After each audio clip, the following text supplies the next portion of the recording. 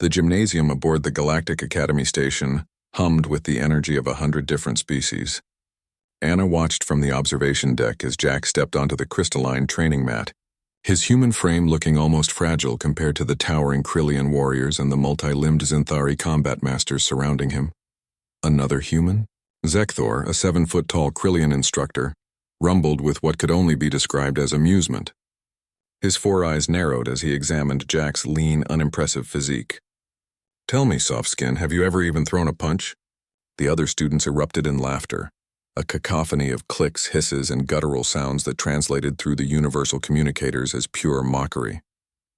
Jack's jaw tightened, but he said nothing. He simply stood at attention, his dark eyes fixed forward. Anna's fingers gripped the railing. She had warned him this would happen. Humans were new to the galactic community, barely 2 years since first contact, and their reputation preceded them. Soft, weak, barely capable of basic combat. Most species had evolved on death worlds where survival meant razor-sharp claws, armored hides, or venomous stingers. Humans had none of these advantages.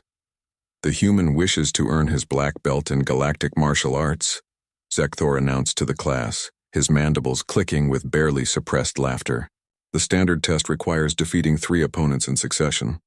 However," he paused, his massive frame moving closer to Jack, "for a human, we shall make it simple. Defeat just 1 opponent, me." The laughter doubled. Anna felt her heart sink.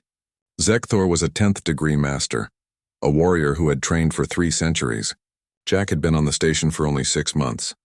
"And to make it even more interesting," Zekthor continued, "if the human can land even a single strike within 60 seconds, I shall award him his black belt immediately."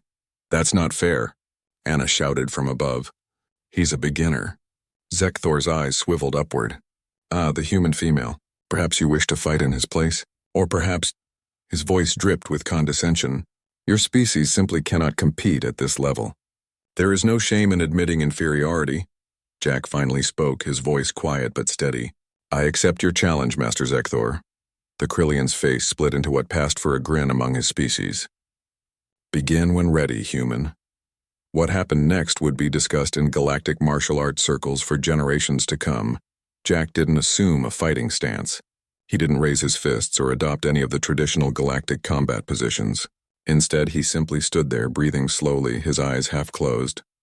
The gymnasium fell silent, all mocking laughter dying away as students leaned forward. Confused by this apparent surrender, Zekthor lunged forward, his massive arms swinging in a strike that had shattered titanium training dummies.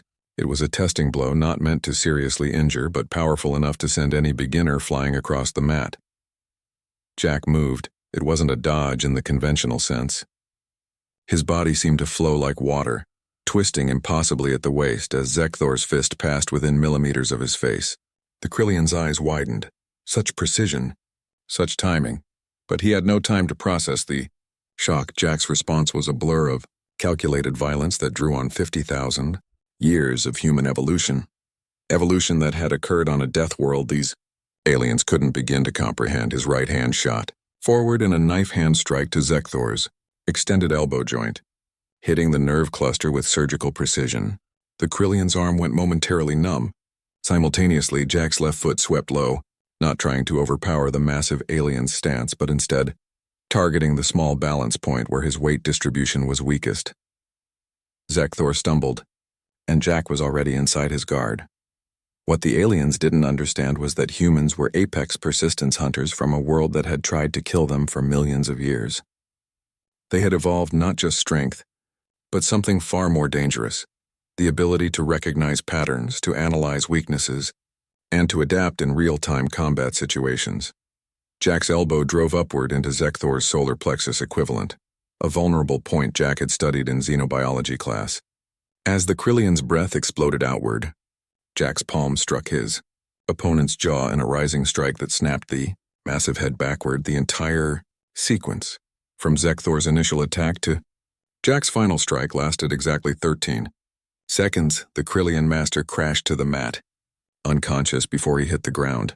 The gymnasium was absolutely silent.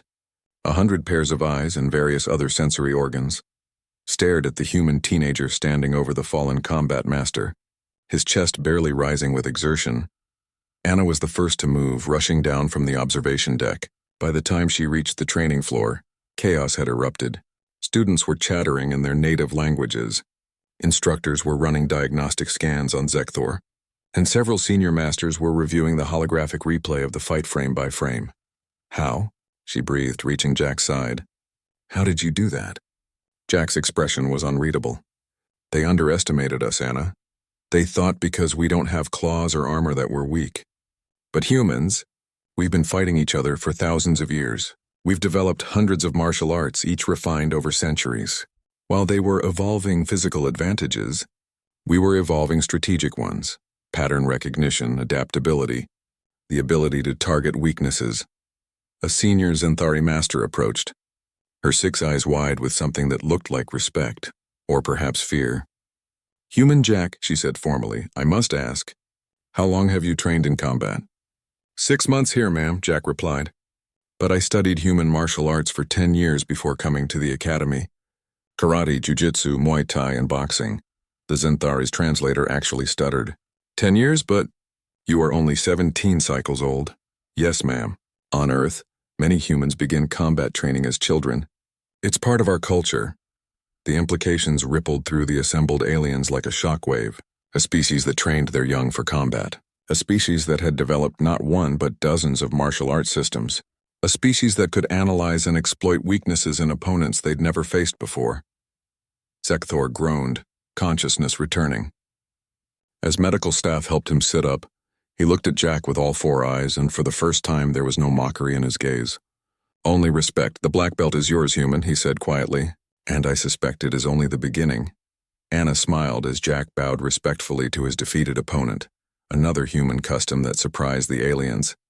As they left the gymnasium together, she could hear the whispers beginning, spreading through the station's communication networks. The humans were not weak. They were simply different. And in the vast galactic community, that difference might be their greatest strength of all.